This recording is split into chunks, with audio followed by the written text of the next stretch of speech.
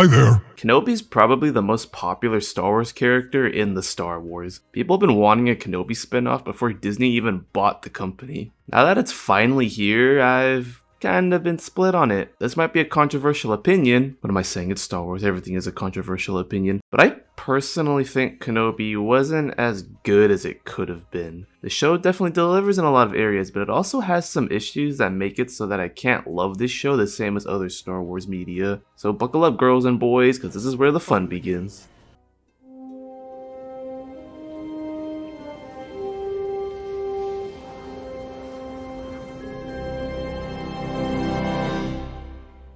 I'm gonna start with my criticism of the show first, and these were pretty impactful of my overall enjoyment of the series. First off, the directing and cinematography were just not it for me. Deborah Chow is the main director here, and the show just doesn't look as good as it should. I wasn't expecting Rogue One or Last Jedi levels of cinematography, but the quality of these shots just feels so fan-made, if that makes sense. I mean, look at the first fight with Vader and Kenobi. It's passable, but for a high-budget Disney Plus exclusive, I think it should have been done way better. Too much shaky cam, too many cuts. I just would have preferred if the series was shot more professionally. Another issue I had was the structure of the show. Even though Kenobi is only 6 episodes long, I honestly think it could have and should have been way shorter. Apparently it was originally supposed to be a movie, and I definitely felt that while watching. It feels like a 2-hour-long script was extended to be 6 episodes. The pacing feels very slow in a lot of areas, which leaves a lot of segments of the show to be very forgettable to me. Clone Wars is my favorite Star Wars thing ever, and one of the positives of that show is that the story arcs they included were only 4 episodes long. They were short, sweet, and straight to the point, and I think Kenobi desperately needed that. The show then tries to include a handful of characters to carry out parts of the story that get extended, and that's another issue. Some of these characters are just not great. Kenobi and Vader are really the only ones that are handled well. We get some side characters introduced, and only one of them got handled somewhat okay, and that was Haja. Tala barely had any screen time or significance and then just dies later. I can't be the only one that felt very little when she died here, can I? Roken could have been a really cool rebel-like leader on par with Saw Gerrera, but unfortunately, he isn't in the show that much. Leia is for me. I know a lot of people find her annoying, but I honestly didn't mind it. She captured a very young, hot-headed version of Leia from A New Hope, because she was pretty snappy in that movie too. You don't need manners when you're talking to a lower life form. Then I guess I don't need manners when I'm talking to you.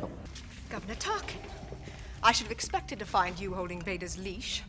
I recognized your foul stench when I was brought on board. Finally, this brings me to Reva, the most controversial part of the show. I'm honestly so sick of toxic Star Wars fans. I don't know how people still can't separate the character from the actor these days. I just find it so ironic that people bullied Hayden Christensen so hard for the prequels, only to then beg him to come back just so that they can bully someone else. Moses Ingram does not deserve this shit at all. So with saying all of that, what I'm going to say is strictly a critique, and I have no personal hatred for her, okay?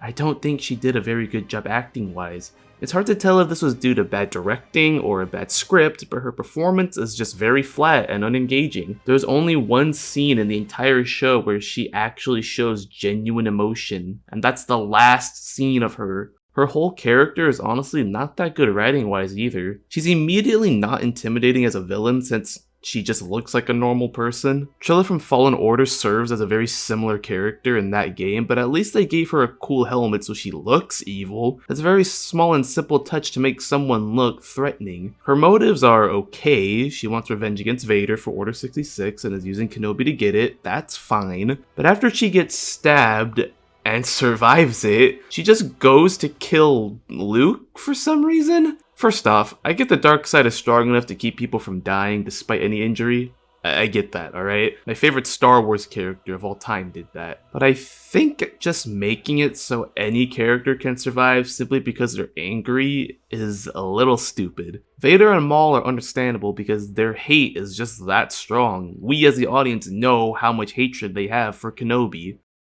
Kenobi. Reva is just an Inquisitor though? They were literally undertrained so that they couldn't be as strong as Vader. So I find it kinda bullshit that we get 2 fake out deaths due to the same reason. And bring this point back, why does she want to kill Luke? This motive has nothing to do with getting revenge against Vader. This was just a very lazy way for her to have a character arc, and it's honestly the most unengaging part of the show. We know Luke, Owen, and Beru aren't going to die, so there's no tension. It's just there to make the show longer. This last episode should have solely been around Vader and Kenobi, because cutting from this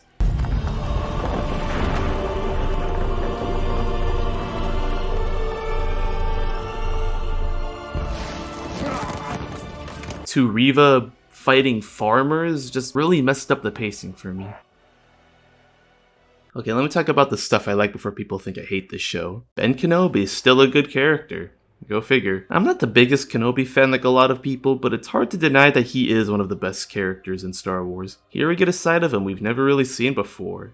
Depressed Ben. He's always been calm, sarcastic, and laid back, but now we get to see him as a grumpy old man, and it works really well. Ewan McGregor hasn't lost a beat and is amazing in this show. You can tell he genuinely wants to bring this character to life. I also wasn't expecting Leia to be here. One of my main concerns for Kenobi was what the actual story was going to be. I didn't know how you could make a show about an old guy in a desert, but they threw a curveball by making him leave the desert. Kenobi and Leia have an okay dynamic. The old man babysitting dynamic has been pretty popular as of late.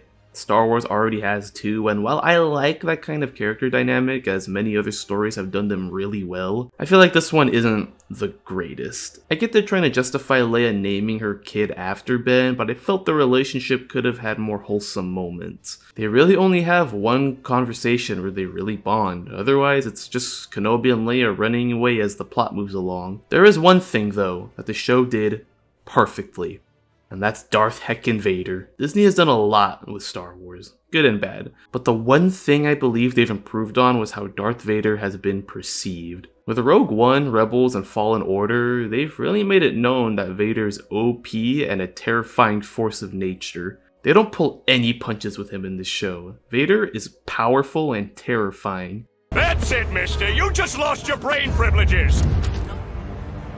They also do a very good job of portraying Vader as an emotionally broken character. We've seen glimpses of this in the Clone Wars, Rebels, and the comics, but it's in the foreground here. Vader wants revenge so bad, you can just tell by the way he moves. He's looking around everywhere as if Kenobi is right around the corner. He's impatient all the time. This is a very personal goal for him, and I love how you can see all of this in Hayden Christensen's performance, I think.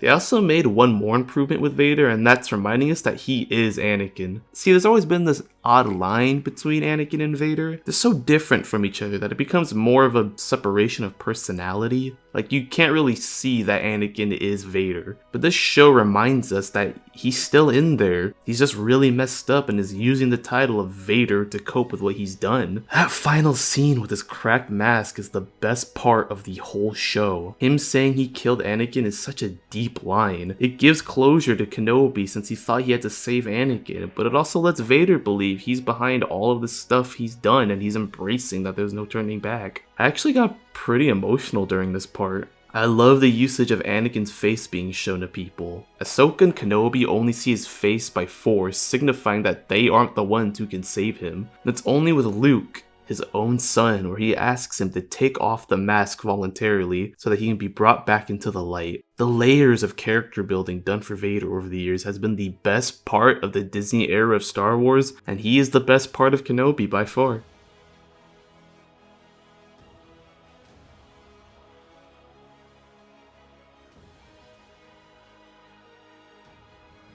Kenobi as a series, I think could have been way better. I think a movie would have been absolutely perfect for this kind of story, especially if it was in theaters. Imagine the reaction of that final fight in a full theater. God damn, that would have been an experience. And while that last episode is really good, except for the Reva Luke thing, the series as a whole just doesn't follow up. This could have been a really big emotional journey that solely focuses on the relationship between Vader and Obi-Wan, but instead we get a mediocre plot for 5 episodes just so that we can put in all the good shit at the end.